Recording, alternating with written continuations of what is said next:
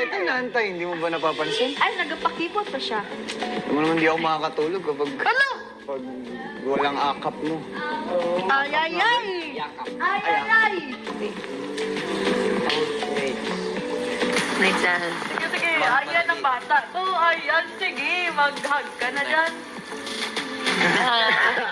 Dapat mga 10 seconds. 1, 2, 3, 4, 5, 6, 7, Ay, 8. sold. Sino po ba? Kulang. Isang Tulog ka isang na. linggo. Housemate.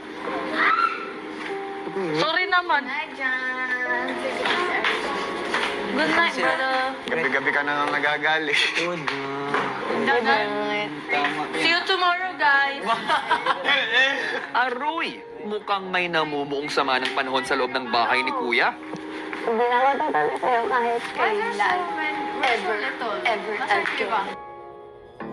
Ang housemates, nagbabatuhan ng kanilang linya bilang paghahanda sa magaganap na casting call. Ayan ba? Yan ba? Okay mo? Yan ba yung babaeng sinasabi mo na hindi mo kaya ipagtapat yung nararamdaman mo sa kanya? Yan ba, JM? Hindi. Ayan ba? Si Ate Jess ba? Ako ang nililigawan dapat. Yun dapat ang usapan natin, Binsoy. Ikaw yung nililigawan. Pero bakit parang ikaw yung tumitiklop ngayon? Lipas. Sasagutin ko yung monologue ni JM.